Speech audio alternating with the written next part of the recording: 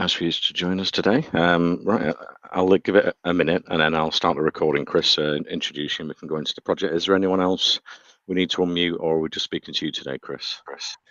I think Mason and Ross would be good to have unmuted.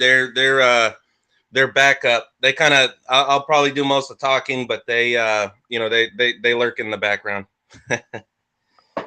Okay, cool. Yeah, if you just get them to raise their hand and then I'll be able to find them. There's quite a lot of names in the. Got 295 in here.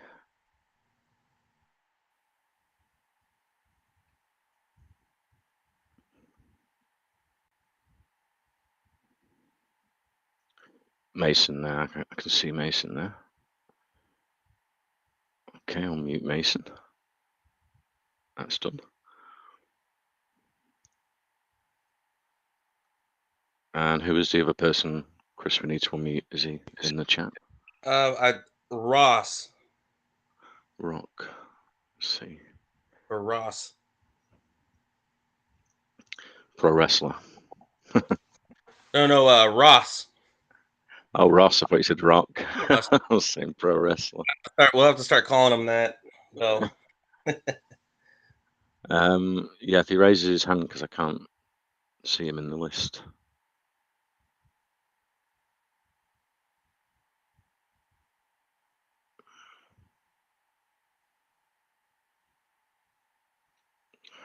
Maybe he's not in here yet. Right, if you're ready, Chris, I can start the recording, introduce him. We can go into Vault Finance.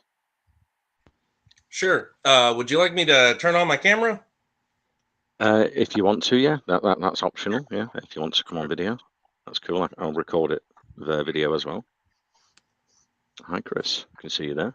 Yeah, how's it going? All right. Okay. I think I'm ready when you guys are. Okay, I'll start the recording now. Actually, I've started the live stream on YouTube as well, and we'll go into Vault Finance. Okay, good afternoon to the WorldCoin Talk community. Today we have an aim here with Vault Finance. Vault Finance will launch this summer with 5 working utilities. It's got a digital wallet, interactive dashboard, a cellular DEX and swap, launchpad and public-private website. We'll go into that shortly. But first, Chris, yeah, if you could just tell us the background and experience of the core team, that'd be great. Sure. So my name's Chris Esparza. I'm the CEO of Vault Finance. With me, I've got others on the core team, Mason and Ross. Mason is my chief business officer. Ross is my chief operations officer. My background is actually in healthcare. I'm out of Dallas, Texas, and here in the United States, I'm actually a healthcare professional, a doctor, but I'm a entrepreneur my whole life. So, I've owned multiple businesses from when I was a teenager all the way until now. I'm CEO of my own company. I've actually switched over from the provider side to now I actually run a company that does revenue cycle management. Pretty much, I guess the short of it is that I help healthcare professionals, hospitals, systems, surgery centers, things like that, be profitable. So pretty much I've switched from being the one doing the providing of healthcare to helping the healthcare providers be able to efficiently manage their business, operate, as well as handle insurance, which is always a pain. So that's my background. Mason is also in the United States. He's on the East Coast. He's got a background in entrepreneurship, business. And Ross is in Ireland, and he's got a background in finance as well. So, between all three of us, we make up the core team. And we've got a background in running, operating businesses, doing startups, and as well as finance. Chris, yeah, so if we can start and go into some of the details of you've got 5 working utilities, like I said at the start, and go into some details for investors about that. Sure. So we're launching on Saturday. Believe it or not, at 1800 UTC, we're going to start the pre-sale. We have quite a few offerings day one. Being a business owner, I don't believe in coming to market empty-handed. I've always entered the market to fix a problem. That's always been our first thing that we've done. So what you'll see right off the bat is that we have a sell-less smart contract, pretty much a contract for tokenomics coins that does not produce contract cells.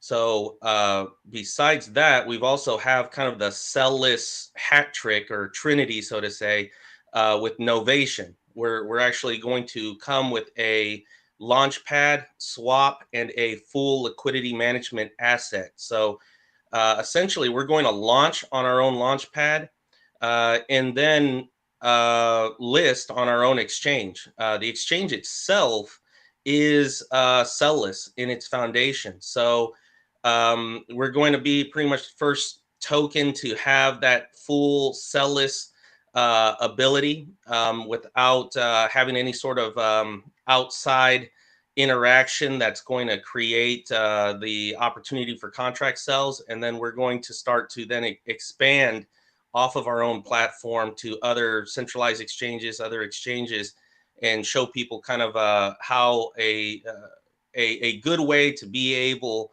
to expand, maintain sell lists, as well as be able to operate without those contract cells and maintain your tokenomics as well. Not lose that tax system just because you're on a centralized exchange. So we're pretty excited about that. That's just a portion of what we're coming to market with, but that's really the problem we're solving, which affects every tokenomics coin. But with that, we're also going to show up day one with our public-private website, essentially public website as you would imagine it to be, which is going to be, a typical source of information and for the potential and the current investor. Then we've got a private side of the website, which is actually going to be built onto it's actually built onto our tab of our Novation site, but it's going to be a place where investors that have the wallet and hold tokens will be able to enter in there. It's kind of like your key to the vault, so to say. And in there, we're going to have prizes, giveaways, information. It's going to be real a memberships only kind of place. So you'll have to be a holder to benefit from that, but also like a tiered system of interacting that helps to increase and grow those benefits and privileges. One of the things that I always speak about is value. I believe in value. I'm an investor first before, I'm an owner of this business. So with that being said, I always try to find what's the value for the investor. Why is this a good idea for the investor? And we really try to build everything we do around that to be every utility, to be a revenue producing piece or to be an accessory to the revenue producing piece, that pieces that we're making, as well as does this benefit the investor? Does this bring value, real value for the investor? Not not something where we're just blowing hype kind of value. So we have that. We're also looking to have we're going to have a wallet, digital wallet as well. We're going to have a rewards dashboard. And those are just some of the things that we just want to show up day one with. And if you look at our roadmap, if you read our white paper, you'll see that we're pretty ambitious. We have quite a few different products that we're coming out with and revenue producing utilities. Awesome, Chris. Yeah, I was reading the white paper. Let's go back to the Novation launchpad. How that will work for projects. Are you talking to projects? Have you got them lined up to launch there? And you've also got a reward miner launchpad. So I'm imagining that's a miner's launchpad, which is great because most launchpads don't have that, and miners are quite up and coming in the space. Yeah, our partnership with Luke and Reward Miner Coin has been a great one. Luke is a very business savvy individual, and so am I. So we get along. We measure things the same way, and we see business in the same scope as well too. So we really hit it off when we met, and I saw that he's also believes in bringing a lot of value day one too. So that partnership was something that was you could see coming from a mile away. But one of the great things of us working together is that both Renegade and Novation, which is his branding for this exchange, his exchange and launchpad, and ours is Novation. We actually feed into the same set of liquidity pools. So we have a back end tied, but our own unique front ends. And what's great about that and being able to bring on projects that have that same kind of caliber to put a front end if they'd like, or if we bring them on in that aspect, not as a customer, you can say, of the exchange, but as a partner of the exchange. Anybody we list will come out will be listed across all of those front ends. So, when we're talking about the launch pad, there's a great benefit to that, because as a project, really what you need up front is exposure. So you have the potential to be exposed across multiple front end of exchanges. You only have to place one liquidity. But then when you're talking about launching, you have multiple launch pads to launch off of. I think one of the things that we're starting to see is a very early stages is a shift from launching off of one launch pad to now seeing projects launch a portion of their money they're trying to raise between multiple launch pads. And the reason for that is as times have been kind of tougher here lately, you've seen less involvement of investors.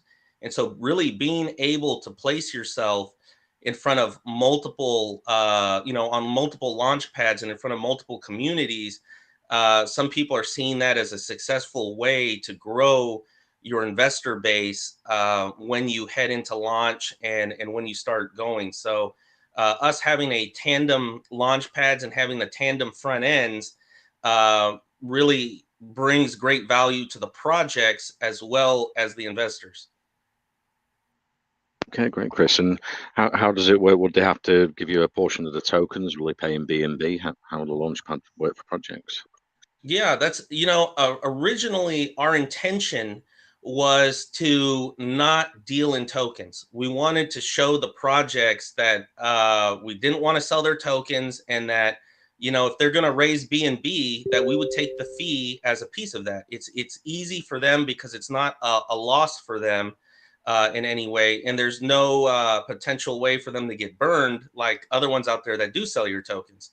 Other big ones that we all have in mind. So, but as time went on, we actually saw a greater value in taking the tokens and returning that value to the project and to investors in different ways. We kind of came up with a couple of unique ways. So what we decided to do is actually we're going to be contractually obligated to hold the tokens. We'll take our fee completely in tokens, and a portion of the rewards that come back or that come from those tokens, we're going to turn around and actually buy back into the project. So we're actually going to help create buy pressure for this infant project that's taking off. And then with the other half of the rewards that come, we plan on we're going to have a subscription base for people who are, investors that are looking for new opportunities, opportunities that we come across that have the opportunity for whitelist or private sales or things like that. But we're actually going to create a passive income for those people, and the other half of those rewards will shower them with BUSD rewards or whatever the reward system is for that project. After a year, if the project would like to purchase those tokens back, they can. Proceeds from that will go to the project itself. But if the project wants us to, we can disperse that to the subscription holders that are involved with the project, or just the subscription holders in general. So it has the potential to increase their holder count if they'd like, but really the flexibility for the project to call the shots with their tokens versus what you see with others where they just sell out from under them and crash their chart. Great, Chris. And will Vault Finance investors get whitelist spots for projects that launch on the Novation Launchpad? It's our intention to create those opportunities for those subscription holders. Now, of course, I can't twist a project's arm and dictate to them, you need to give me 50 spots or something like that. That's not the way we do business. But we have a great community here at Vault Finance. Our investors are phenomenal, and they really are an army. And Luke and Reward Miner, they have a smaller community, but they have a really great community as well too. So I see a great potential and a great amount of value for projects to come to us and be seen by both communities, and be able to really bring in some solid investors that are in our neighborhood of tokenomics. Awesome, Chris. And you've got the Sellless Rewards contract. It's the first contract of its kind. Who made this smart contract? Was it in-house or outsourced to another developer? Well, none of us on the core team are developers. But one of the things that was important for me was that in our neighborhood of tokenomics, no one really had the uh, ability to do that. I think there was a lot of theories, a lot of different things being worked on, but I wanted to really go outside our neighborhood and find people, accomplished developers, development team that could have a fresh take on this. And so we didn't have to go too far with one of them. We actually have two dev teams that work for us in tandem. One of them is the Houston block dev team out of Houston, Texas, which is probably about 4 hours south of me. They're a phenomenal group of guys, and they also we also have out of London Adaptive Code, which both of them fit hand in glove together. They work in tandem together. It was really difficult finding them. I would say I vetted through a ton of dev teams. Vetting these teams is almost like dating. You're trying to figure out whether you can at first whether you can just get along, but whether they kind of have the same vision that you have. And then from there, it's just really, are you capable of moving forward with me, and in the things that we want to accomplish, and when we kind of get the idea of what the talent looks like, what the ability looks like, and that we both share the same vision and common ground, then we were able to really hone in on who was going to be good, who wasn't, and then from there make our choices. And we're really happy with the dev teams that we have. So we really wanted to consummate that by creating long-term relationships. So this isn't really a short-term thanks goodbye kind of thing. We wanted to create a long-term relationship to not only continue to expand and build out these utilities beyond a version 1 and create some really neat stuff, but also the other secret utilities we have and the other utilities we have to utilize them for those as well too. Awesome, Chris. And there's many ways for investors to get BUSD rewards. I see you've got 7% rewards on the buy and sell tax. Then you've got the unlock the vault events. That's 5% BUSD rewards to holders. You also have the Diamond Hands Heist bonus. So can we go into that for investors? Sure. So with the tokenomics rewards, you're going to see a straight 7% right off the bat. So that that is a piece of it. But you'll see unlock the vault, which is another 5%, and that's essentially the rewards too. It's just rewards that we're holding back, and we're going to distribute them in an event kind of way. When you read through our white paper, you're going to see that not only do we try to bring a ton of value, but you're going to see that if you're a Diamond Hands holder, if you're a long-term holder, you're going to really get a ton of value out of it. And that's really, we meant to do it that way. We want to be in people's long-term portfolios, investment portfolios. And so it was very important to us that we benefit those people. They really are the ones that we honed in on. So if you're a quick in, quick out kind of person, it's not to say you won't get benefit, because we're a great business, we're a great project, and we have great vision, and we're going to produce revenue day one. But if you really want to get down to the nuts and bolts of it, there's value that can be teased out easily for people who are long-term holders. So one of the ways we do that is 7% rewards. The other way is we have that 5% unlock the vault, which is really a event-based, it's a burn party plus a distribution of those 5%. So burn party from our strategic buyback and burn, we're going to burn tokens, and then we're going to do a distribution of what's in that wallet. We won't completely empty the wallet, but we foresee that, there's times of feast and there's times of famine. And so when you're in times of feast, usually you put aside crops in your storehouse. And when there's times of famine, you go into that storehouse and you utilize what you set aside. So we're looking to do the same thing with the rewards, with those 5%.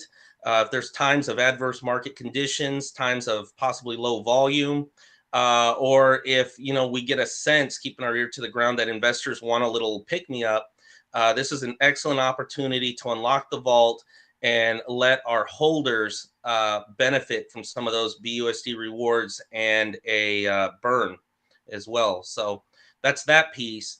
Now, when you get into the Diamond Hands Heist, this is really an interesting kind of thing that we put together with that. It's a 100 trillion token airdrop.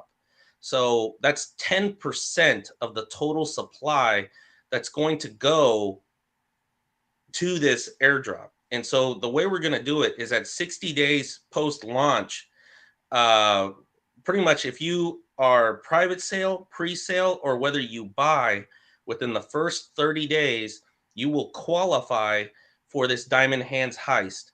Now you have to hold 60 days after launch.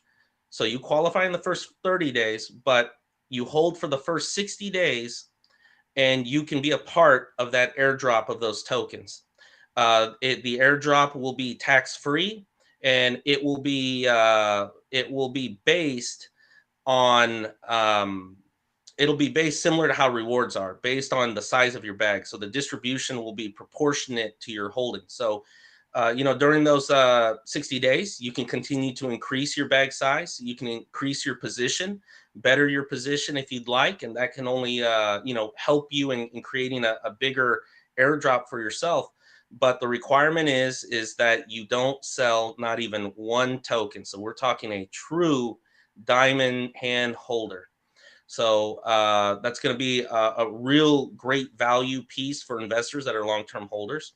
That wallet will actually accrue BUSD rewards. So there's going to be a significant amount of rewards that are going to build up in that wallet over the first 60 days. So we're actually going to have a second Diamond Hands heist. With Vault Finance, you're going to get away with two heists. One is for the tokens. The second one's going to be for the BUSD rewards that built up.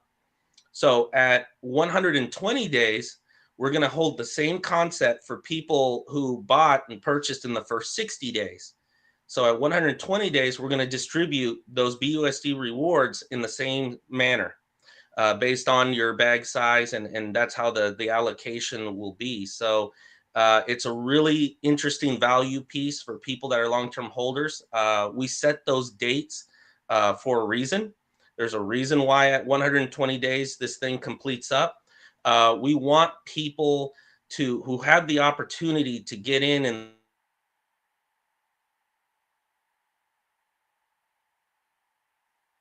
You there, Chris.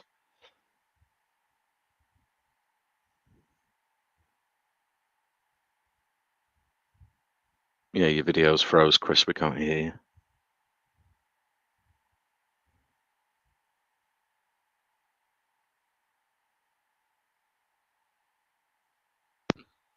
Are you there, Chris?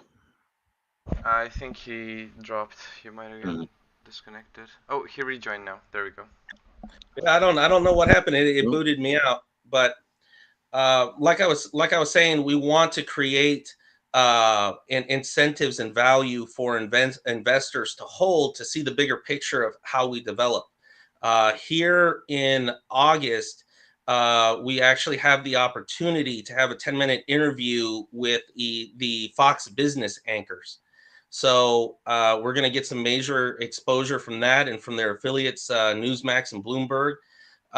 It was a real interesting way that I came into that situation, but we're going to be really showing people across the world, United States, and getting into our marketing and such to where people are going to see us, and we know people are going to see value in what we're doing, and we want the investors to be there and not to come in and come out within the first 2 days and miss the opportunity to see the bigger picture, the bigger value that's about to show up.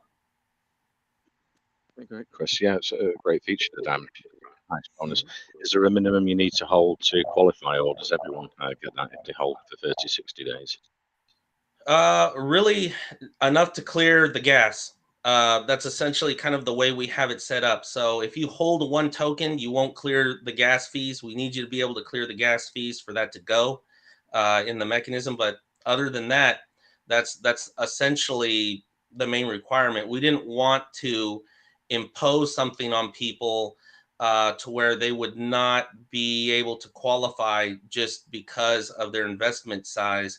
But ultimately, there's a line you have to draw in the sand where the numbers don't make sense to send something that's less than what it costs to send. And with these strategic buyback and burn, is that going to be done manually, or is it automatic in the contract? We can actually toggle it. We can actually toggle it both ways. There is we were going to have it on at first when we launched. We wanted it to be on, but and we were going to utilize the vesting periods for the private and the pre-sale to help really prime the pump for these, the buyback and burn, to really get the funds going in there and be able to move forward. But we have, just through keeping an ear to the ground, seeing how people are going to interact, seeing the kind of following and how many people want to be involved and get in day one, we've actually opted to have it manual because I foresee that we're going to have quite a bit of buy pressure. We're not going to have contract sells, so you're not going to see a huge spike followed by a 1/4 or 1/5 kind of a drawback from those contract sells. So because of that, and because of the vesting, which really allocates you only 10% daily if you're private, or 10% every other day if you're in the whitelist pre-sale, there's going to be significant more buy pressure than sell pressure, because really it'll take 10 cells of people's bag that they're holding for the day to equal one bag of a buy, essentially. So because of all those things, we switch it to manual, because I don't foresee that there'll be as much of a need for it day one. And I really want to build up that buyback and burn pump. And so in the very beginning, we're gonna see it be manual at first, and then we'll turn it on and kick it on. Great, Chris. You've got a public and private website. How many tokens will you need to access the private website, and what will be available there for investors?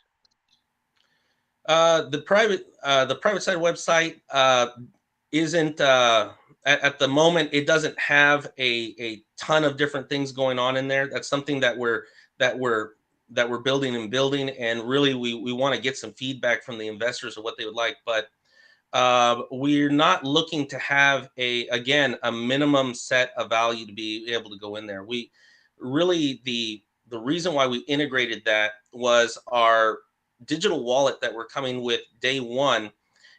It's not going to be something that's going to change your life. This isn't at first the next a giant change or leap for mankind as far as digital wallet goes. But the reason why we decided to come out with it now was because our version 2 is going to play a real integral part in how our platforms and these secret utilities that we're going to be coming out with interact with that wallet. So what I wanted to do was I wanted to have the wallet available now so that people can have the opportunity to hold it in their hands, play with it, see, have some use out of it, not just for holding their tokens and utilizing it, but for using it to interact with the platform, interact with our website, so people can gain a comfort level with it. Because ultimately, when we make this change over into the version 2 that's going to have the bells and whistles to it, at that point, it won't be a discomfort, but it'll be a lot of added features that you'll really be able to enjoy and then utilize it with these other platforms. So what I'm trying to do is I'm building adoptability within our ecosystem of this wallet by making it available now. So we're not going to have people be excluded just because, let's say, they don't hold 1 trillion tokens or 500 million or 500 billion tokens. I want everybody to be able to access it. I want everybody able to utilize that wallet. So when you go into the private side, what we're kind of doing is we're helping to teach investors about the wallet and about using Vault Finance wallet on Vault Finance products. Hint, hint, wink, wink. Because you're going to be able to be utilizing that in some of these things that we're rolling out with. So there's a lot of strategy involved with that. Awesome, Chris. And you've got a sellers, DEX, and swap. Can we go into details? What's planned there? Sure. So, through a lot of the connections we made and really the way that we've positioned ourselves in the market and in this neighborhood that we're in of tokenomics, we've had the opportunity to get to know great projects, tell them about Novation and what we're bringing to market. A lot of them, or every single one of them, suffer with contract sells. And I think everybody pretty much sees that it's an issue. It's an issue that we kind of have learned to deal with this whole time so far, but they see the value in it. And, we always tell people in our AMAs that we want to be a people's champion. We want to be a project's champion. And so we really want to go after PCS. We want to go after Pancake Swap's market share. We want to take a chunk out of that. And we want to be a trusted DeFi leader when it comes to, this utility, being able to provide a liquidity holding exchange, but also have it to where it's friendly to projects. You won't have to, though it won't produce contract sells. Projects can create swaps on their front end and be able to utilize their investors to use that portal and transaction fees and things like that. So, as an investor, you don't want to hear the words transaction fees and things, of that nature. But ultimately, the truth is that no matter where you go, you're going to pay a transaction fee. You're going to pay for doing these transactions. That's just how it works. It's how it works with our money out here in the government system and everything. But it only makes sense that, why would you, if you love your project, if you like what you're involved with and what's in your portfolio, why would you go to a third party that doesn't return any of that value back to that project? It doesn't make any sense. But, you've got Pancake Swap, who makes just a boatload of money and does that every day. And unfortunately for investors, that tends to be probably their number one go-to. So we want to change that. We want to have a product that's going to be just as easy, even easier. It's going to provide better value for the investor. And we have great projects that are going to be listed day one with us. It's going to be a nice little one-stop shop where you can show up and make the trades you want to make. And I'll tell you here in a second what all you're going to have available just day one. But through doing business like that, it creates a revenue stream for the project so that investors can help projects keep money that flows back into the ecosystem. So your buys and sells with taxes, you're already utilizing a system that not only rewards you, but helps the project survive. So in the same way, what if those same buys and sells trades with the transaction fee fed back into the ecosystem of the project that you like too? So that, those are some of the things that we're putting into play with Novation to help ecosystems grow, to help strengthen them, and to help bring real value to investors. And so projects are seeing benefit in that. Our investors in the neighborhood are seeing great benefits, are going to see great benefits with that. They see the benefit in it. And so because of that, we've signed on some major players in this space. We've got SafeMoon, Evergrow, Y5, Ramatic, the two Scrooge coins, Scrooge and Scrooge Jr., Shield Coin, MetaBUSD, Anonymous, who is a partner of ours, Reflecto, which is a partner of ours, Reward Miner Coin, which is coming to market with us. We've got Apollo Ventures. I'm trying to think if I'm forgetting any. There's quite a few of them, and quite a few that people trade in our little neighborhood of tokenomics here. So, and you know, the first few that I listed between SafeMoon, Evergrow, Y5, and Ramatic, those are really the big players in our little space right here. You know, and so because of that, we wanted to create an environment where an investor can show up. It's easy to use. It's going to be slick to use.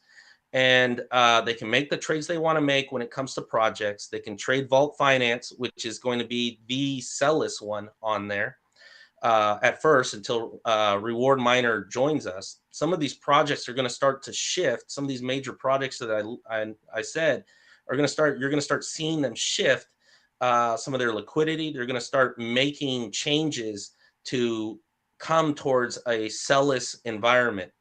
And, you know, because we're going to have base pair trading as well, too. So base currency trading. So you're going to be able to trade, you know, your Bitcoin, BNB, BUSD, USDT, USDC, all of these bases that you like are going to be able to be traded there. So I really wanted us to create an environment where the investor can go there and do all the trading they want to do, that they need to do, that their favorite projects will be there.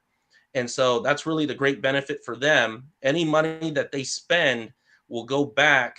You know, it will not only forward Novation, but it will forward the projects that they're doing business with. We've created a liquidity provider benefit system as well too. So, you know, if you want to provide liquidity onto the system, you get to take part in those transactions as well too, and get a return on that.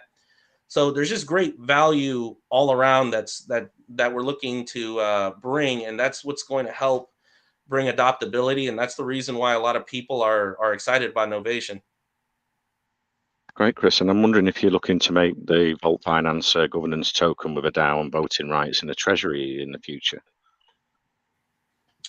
Yes, we you know, these are things that we're working on, and of course, you know, we're as a business when it comes to the exchange, we have plans to expand it, and so you know we're gonna set aside some to the treasuries. We're going to be setting aside some to maintenance and further development.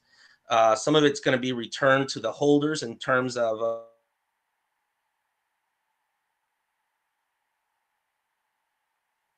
I've lost you again, Chris. You'll probably come back in a second.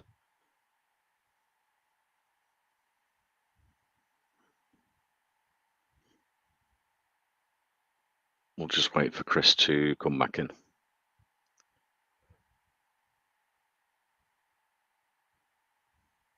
He's left. He'll probably rejoin now.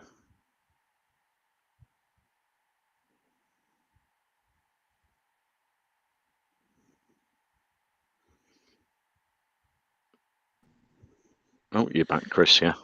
Yeah, I'm sorry about that, guys. I don't know why I'm dropping.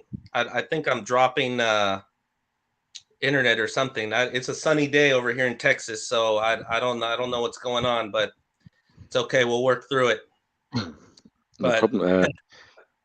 So yeah, if we can go into what stage we're at for investors, private sale, pre-sale. If you've done the private sale, was the vesting involved for everyone?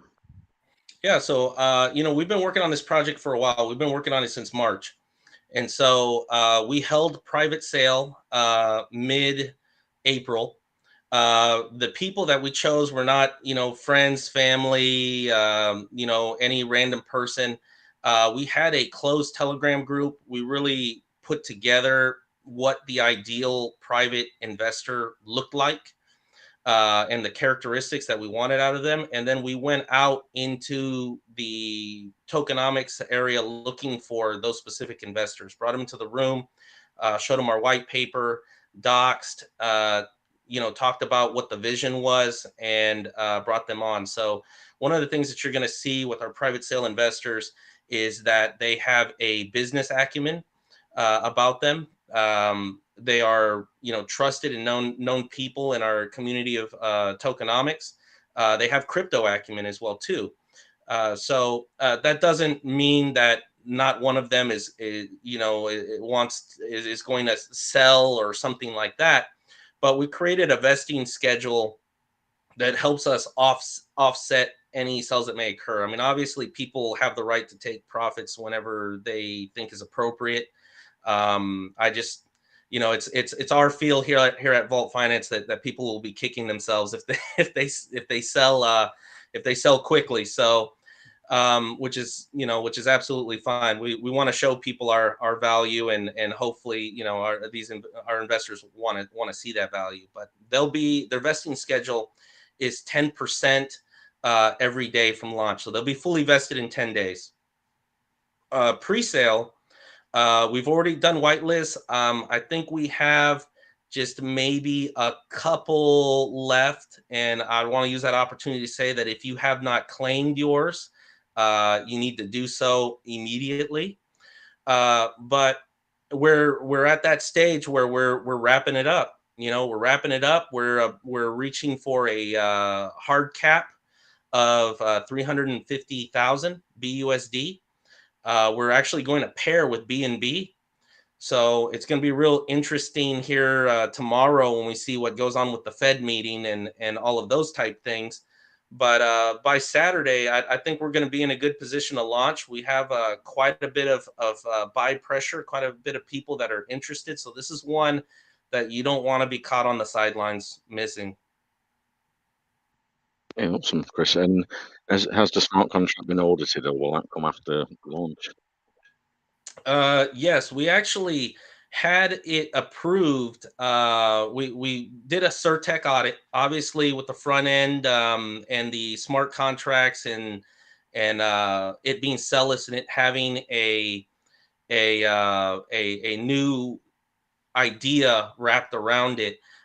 We wanted to go to the tippy top, get one of the best audits that we could. Interestingly enough, we only received back like three main recommendations. So when it comes to depending on how familiar people are with audits, that's actually very low. So it shows that the developers really put together a great product. But then when you go and you look at what some of these recommendations were, they were not deadly recommendations per se. It was mainly stuff like, hey, consider using multi-sig wallets. Okay, so we converted everything to multi-sig wallets, the business and in Novation in the exchange. So we could see benefit in doing that. That was a wise recommendation. So some of these ones were just little things that needed to be tweaked and or recommendations that we could and make it better. So when we received that, I wasn't sure when we were going to get final approval on the audit, because another thing about Certec is they move a little slow, but that's okay.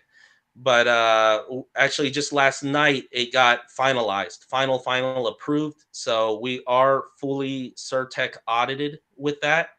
And going and going forward, that's completed. So we got their seal of approval on it as far as the audits go.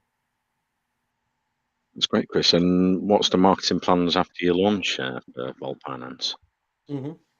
Yeah, so I always first of all, along with Fox Business and reaching 100 million homes simultaneously, other than that one was kind of an outlier type of thing. That's not something you can do every day or every month, even though I think we probably could land multiple opportunities with them just through the connection we made. And one of my past patients actually is involved through them and was able to connect me with them. And that was kind of how that came about. So it was kind of an interesting connection. But our general marketing plans, I always tell people that we use a multi-prong approach. So you're going to see that first prong is really, what can I do? What can Vault Finance do to impact our marketing? So we're doing it right now. I'm doing AMAs. We engage our community on a daily basis. If you go in there, you'll see we have a weekly schedule of different things that we do. We have game days, open mic nights, poker night, all sorts of things to keep our community engaged, because ultimately that community is here in a few days is going to graduate and become our investor base. The way we interact with our community is very important. We need to be made available to them. And that's something that's different in crypto that you don't see in major companies. You don't see the CEOs, CBOs, those guys really having a strong interaction with their investor base. But that's what we do here in crypto. And that's what I make sure that our core team is always made available to investors for questions, comments, concerns, anything. So besides that, in the first prong, we hold our community responsible too. We want the community that if they're bullish on what we're doing, we need them to tell their friends and their family. Ultimately, we've ran polls on our community to kind of see how they learned about Vault Finance, and an overwhelming amount was word of mouth, which really, it's a shocker, but it's not too much of a shocker when you think about it, because that's really how we learn about things in this space. So it shows that if you really like a business or a project, you're going to tell people about it. And so we want to encourage our community to do that through competitions, and we incentivize as well too, but different ways to be able to spread our name. So that's just kind of the first layer. The second prong is going to be our partnerships. Obviously, what people say about us matters. So we make sure that the partnerships we have, that they hold the same core values that we do. You'll find that our core values surround around our character, our transparency, our professionalism, and bringing a superior utility. Those are really the core fundamentals that make up who we are as the core team. And we make sure we exude that into Vault Finance, into everything, and also into everything we do. So it only makes sense that we do business with good actors that come with, in good faith, with clean hands, just like we do. And that and that those partnerships are built on the right basis and with the right people. And so you'll see that people that we're partners with, they're also good actors in the space. And when they speak, people listen. They're respected people. Other partnerships that you're going to see, as well as is the influencer base. We've partnered with some AMA groups. So we wanted to bring value to the launchpad. So we've got, I'm working with Travlad and Ninja Promo, and I know Reward Miner Luke, and even Well Coin Talk has spoke about the opportunity. There's quality, high caliber places that if you want to learn about a project, you're able to go.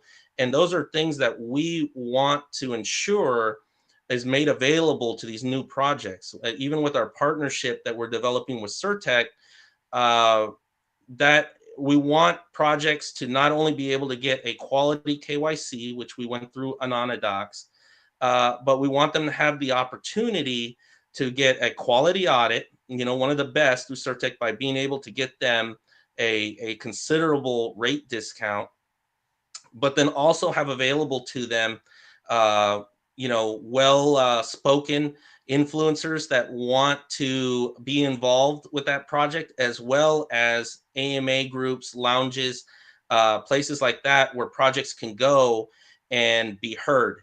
And so, that's kind of some of the benefit to the launchpad setup that we're developing, But ultimately, that second category of partnerships, those are what fuels, what we're doing and how we're going to accomplish it. And when you talk about influencers and some of these partners, some of them, especially with the influencers, when they speak, people listen, and you don't want their name in your mouth to, or I guess your name in their mouth to just fall out and die on the floor.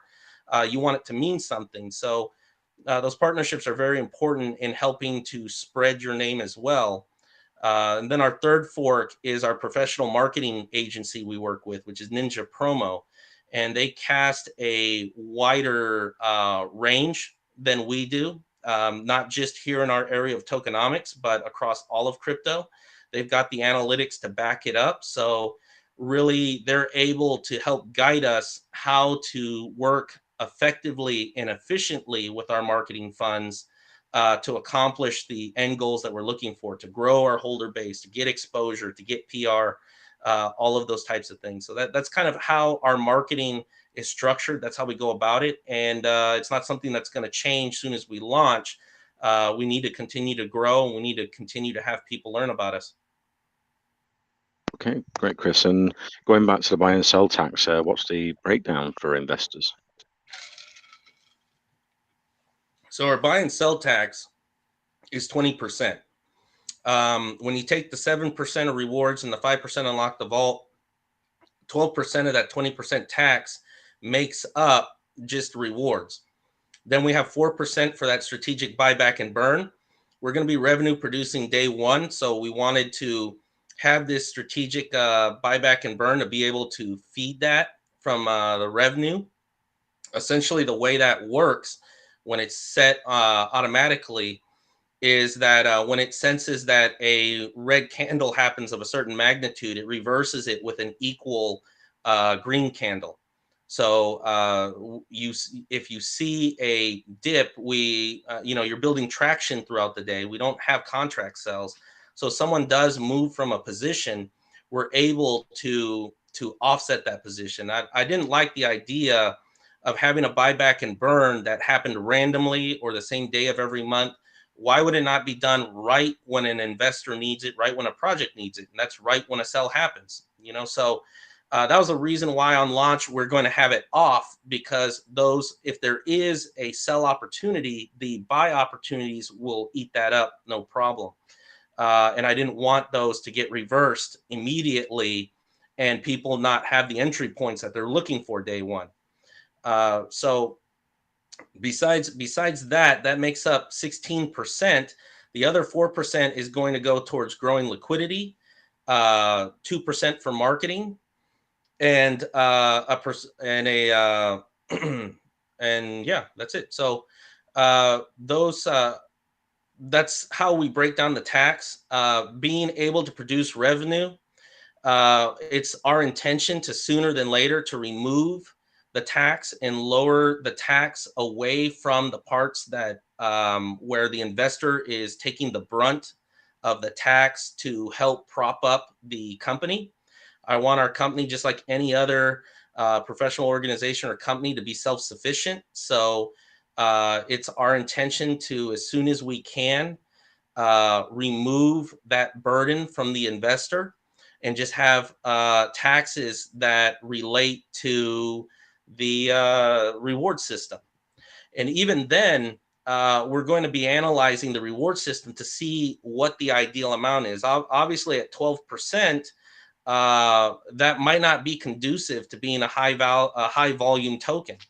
But let's say at 5%, if we get 4 times the amount of volume, well, you'll actually make more rewards at 5% than you would at 12%. So those are things that we want to look at. They're in the front of our mind, that we want to make sure that we're really finding the sweet spot when it comes to the tax and how that relates to the rewards, and making sure that we're able to produce some of the volume that we want to be able to keep rewards going into people's pockets.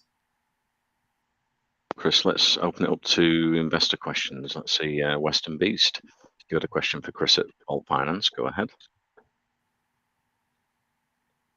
Chris, you've done a great explanation so far, but I actually just have just two questions. I just got into your Telegram group requesting your white paper, but I see that you have a read-only access restriction on your white paper.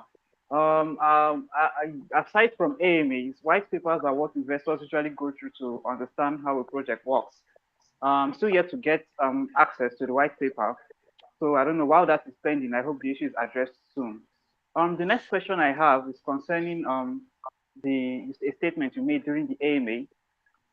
You talked about your developers, that they aren't you really do not know them personally, that they're not part of your core team. So are these developers, are they KYC? And what other works have you seen them do that made you to be very sure that they could work for you without any problems? Yeah. So to your first question, I don't know, Mason or Ross, can you guys double check, make sure that the white paper is working in the Telegram room? And also, is it okay that we post it in the chat here in Whalecoin? Over to me in the shared chat. I can post that in there while we're talking now. Yeah.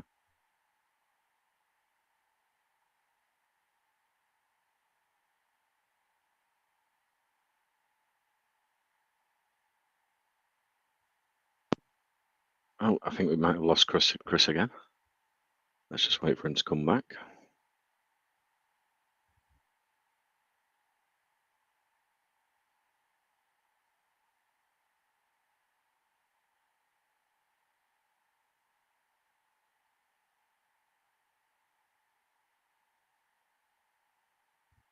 To the website, Telegram, Twitter, Discord, Instagram, in our main chat. So that'll probably link with the white paper as well.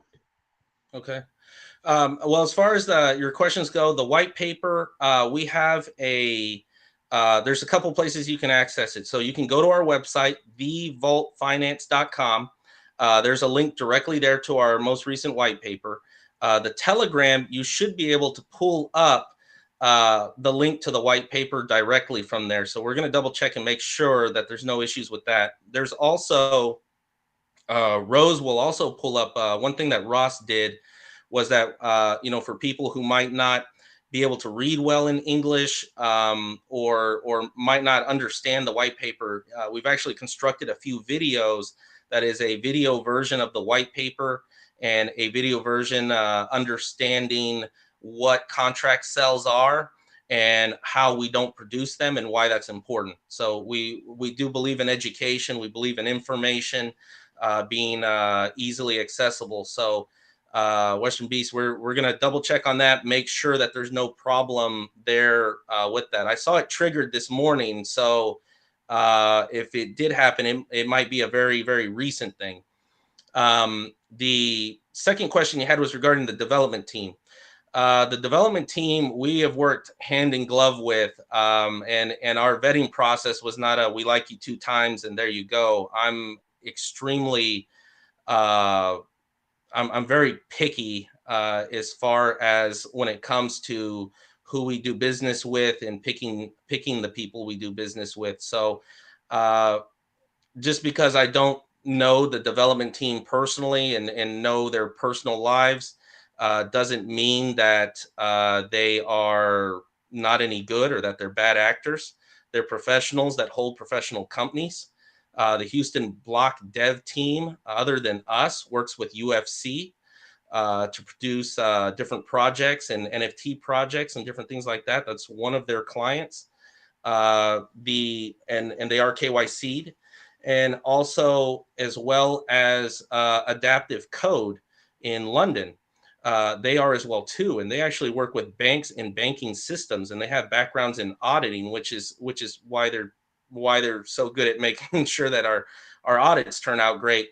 But along with that, they also have links to very well-known people in the bounty hacker realm. So that was one thing we had the opportunity to do with our exchange, was to have a bounty hacker go at it and see if he could penetrate it, see if he could break it, and different things like that. And for us to be able to get feedback on different ways that we could improve, if any. So hopefully that answers your question. I understand what you're saying about the dev team, but one thing you'll find with us here at Vault is our strategy and our meticulousness is it's not something that's easily matched. And so we want to make sure that the people we do business with are the right people. And that's the reason why we forged a long-term relationship with them, because they are not only extremely capable, but they hold to the same character standards and belief systems that we do. All right, Chris, you just added a layer of assurance to me. I'll circle back to the white paper in a few hours. Hopefully, the issue get resolved. Really appreciate the answers, the details in the answers. Over to you, Glenn. Wishing you guys the best. All right, thanks. And thanks for catching that. That was a good catch. Yeah, it was working this morning. I wrote down my research this morning on the Vault Finance white paper. So I just downloaded it on the website and opened it with Firefox. But yeah, let's move on. Let's see, Toddler.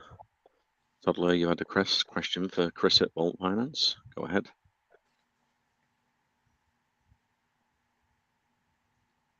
Maybe he's not there. Let's try Crypto India. You had a question? Go ahead.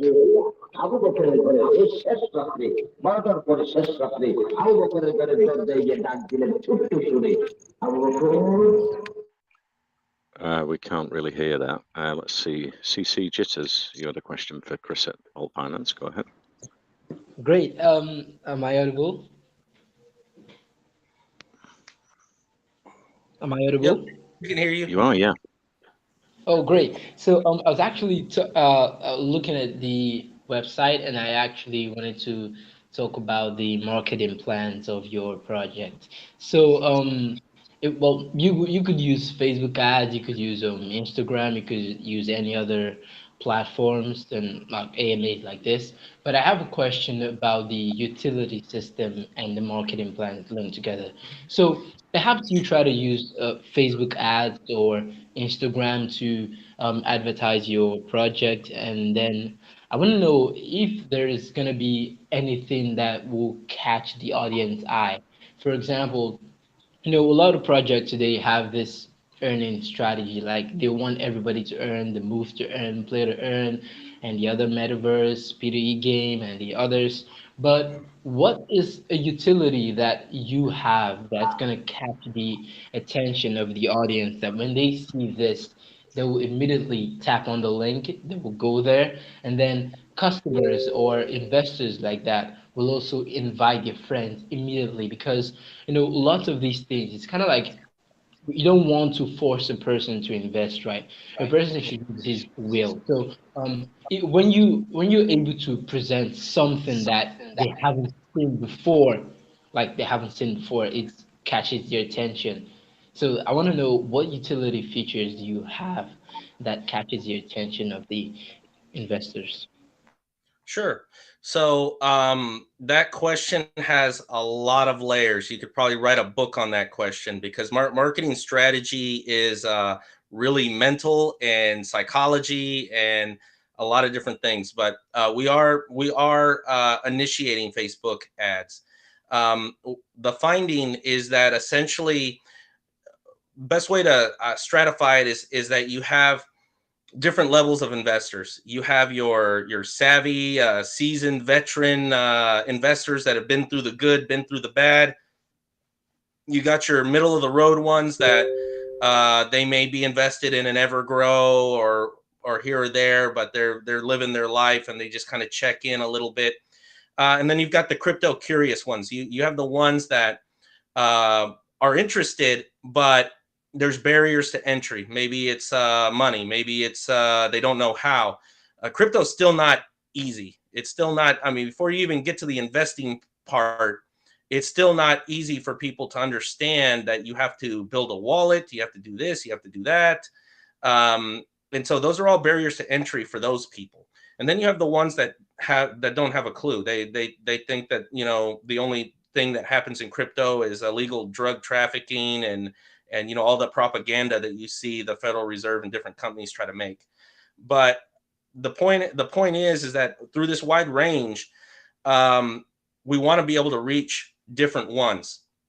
in different demographics. So essentially, when you get to Facebook and ads, what people are looking for are passive income. So the easy ad there is not selling someone on an exchange. It's not even necessarily on Facebook selling someone on a investing this or that. It's the opportunity to make money passively. So when it comes to that, that's more the direction that you go. Now, obviously, when you do that, just let's say speaking in that specific road, that specific path, now the barrier to entry is not clicking the link and saying, yeah, I want to make passive income. The barrier is now, what do I do? How do I do this? This is complicated stuff. What do you mean I need what is a BNB and what is a gas and how do I send to what wallet? What are you talking about? So we, on our exchange, we're going to work with Ember, who are a couple of brilliant guys that are coming up with easy on-ramp and off-ramping.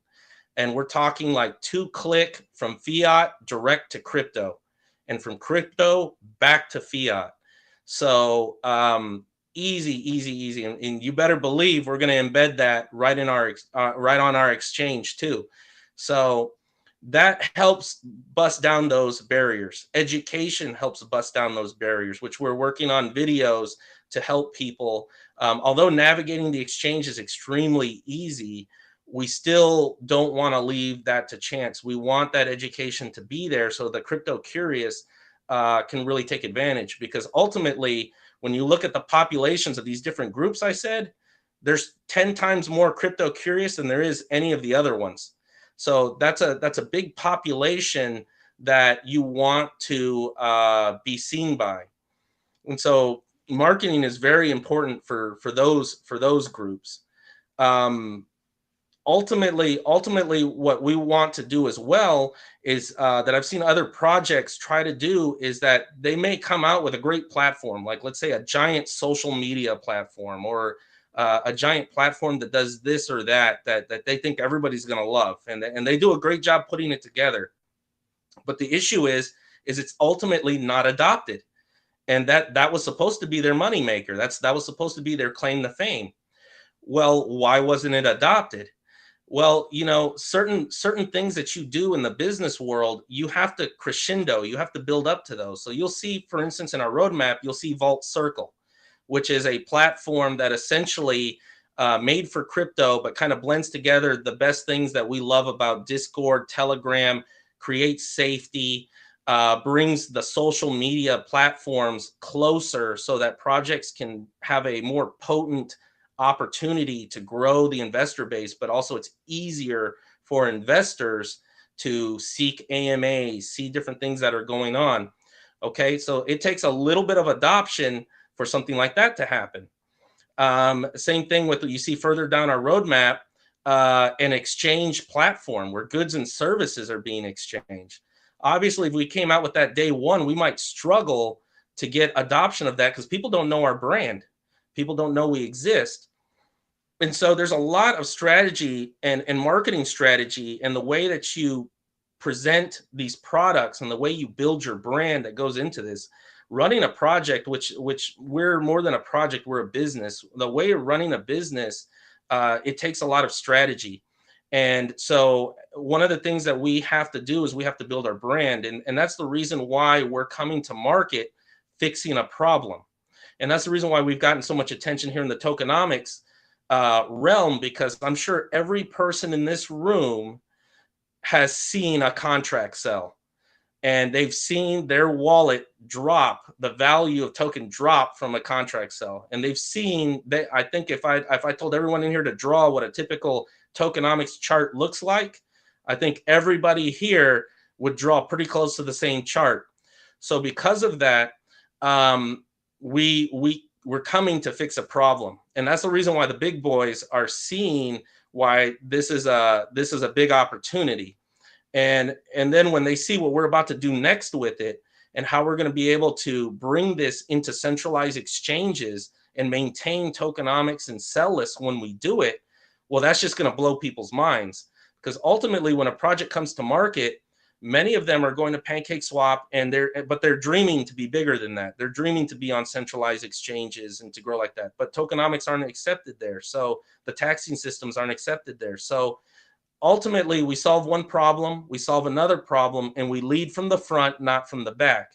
And that's how innovation really happens. And so as we grow our name and people in this neighborhood know who we are and they see us flex, then the next step of adoption becomes easier because they know that we have a quality product. They know our next product can be quality, and our base of investors that see what we're doing can.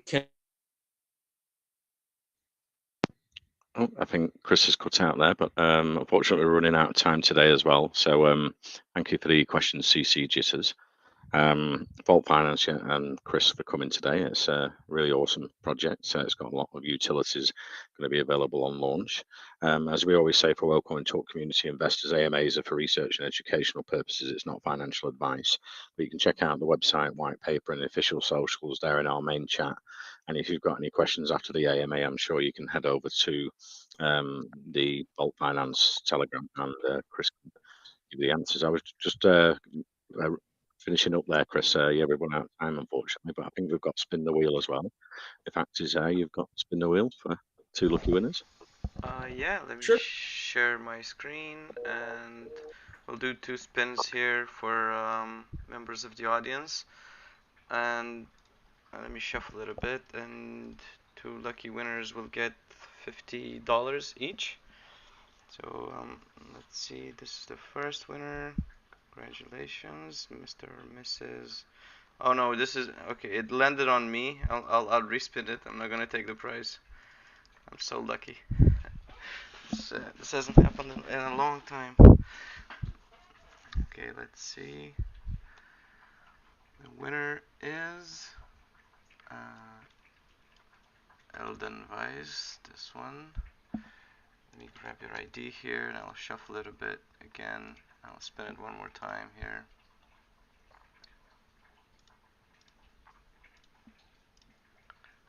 And the second winner is Mr. or Mrs. Brian Will.I.am.